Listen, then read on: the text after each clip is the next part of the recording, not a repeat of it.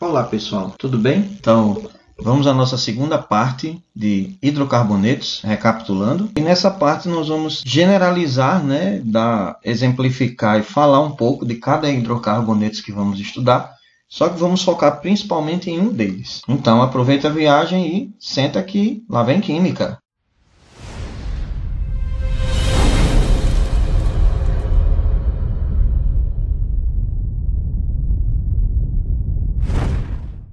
Então vamos lá, hidrocarbonetos. Primeiro, o que significa este nome? Então, hidrocarbonetos, por definição, são compostos formados apenas por carbono e hidrogênio. Então, todos os hidrocarbonetos que vocês forem ver e estudar são formados por carbono e hidrogênio, ok? C e H. Alguns exemplos de hidrocarbonetos que nós temos aqui. Esses dois primeiros que nós vimos aqui, ó.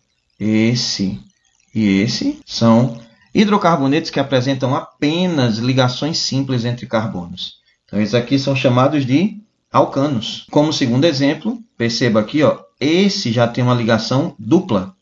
Então, esse daqui é chamado de alceno. Alcanos, aqui, e na parte aqui embaixo, né?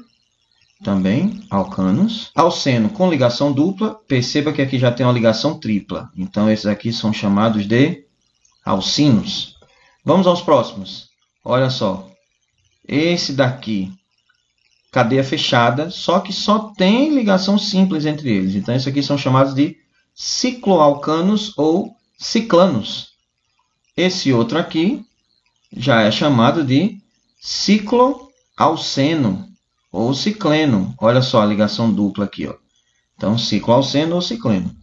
E aí temos, por último, os hidrocarbonetos aromáticos, porque eles apresentam um anel aromático em sua composição.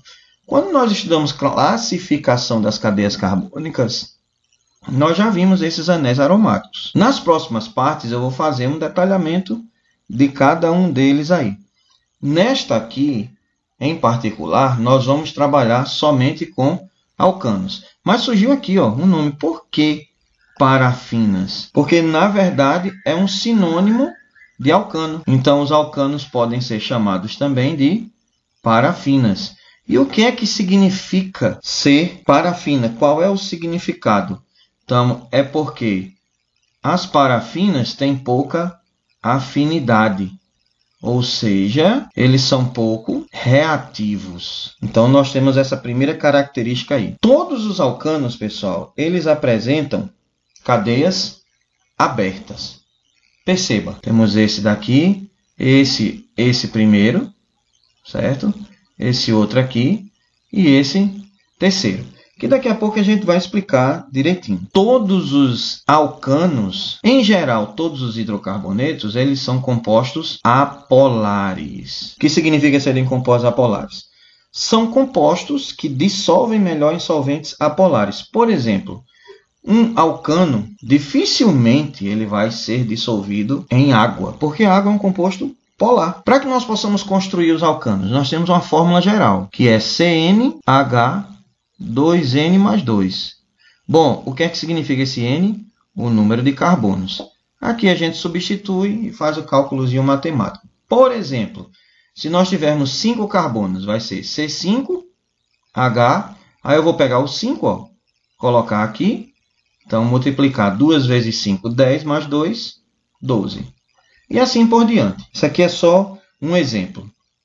Bom, algumas outras características aqui dos alcanos. Se ele apresentar em sua estrutura 4 carbonos, eles são gasosos. Entre 5 e 17 carbonos, eles são líquidos. De 18 acima, eles são sólidos. Por exemplo, como as velas. As velas que apresentam 28 carbonos em sua composição. Já vimos aí, todos os alcanos eles têm cadeias abertas e uma característica, pessoal.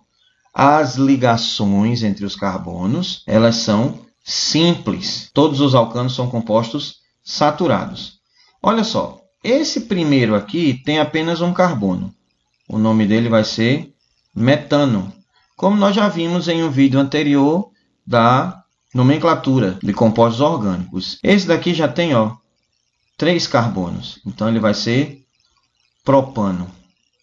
Esse terceiro aqui já tem 4 carbonos. Ele vai ser butano. Esses aqui são os principais. Tá? Os principais alcanos que nós vemos por aí. O metano, por exemplo, ele é também chamado de gás do lixo e gás do pântano. Então, nós temos aí o metano, principalmente com relação ao gás do lixo. O lixo, quando tem a matéria orgânica lá que está reagindo, vai liberar um gás, o metano.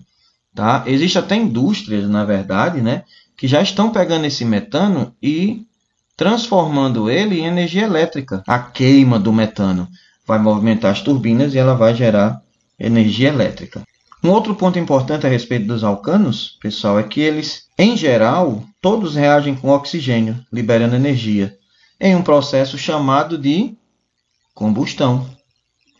Então, a combustão, ela pode ser completa e ela pode ser incompleta. Então, vou fazer uma reação básica aqui da combustão do metano. Então, eu tenho metano gasoso mais oxigênio também gasoso, porque para a combustão acontecer, eu preciso ter 3 coisas. Eu preciso ter o combustível, nesse caso é o metano, preciso ter o comburente, que é o oxigênio, e eu preciso ter a fonte de calor, que nesse caso aqui a gente vai usar fogo. Nessa reação aqui, ela pode ocorrer de 3 formas. A primeira, que como produto nós temos CO2 e água. Nós temos aqui.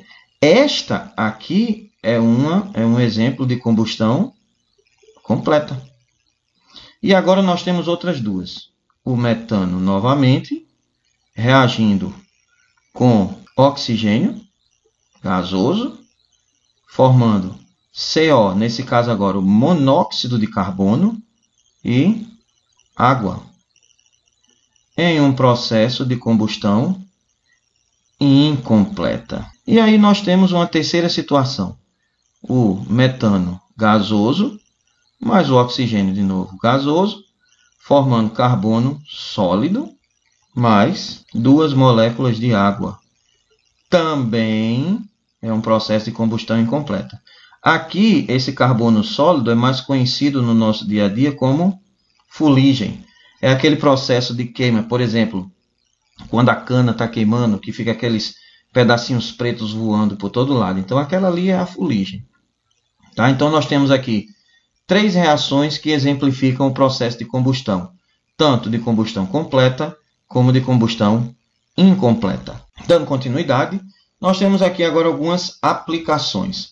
Primeira delas, vela. As velas estão aqui porque são um grande exemplo de alcanos. Na verdade, o composto, né, a nomenclatura dele é o octacosano.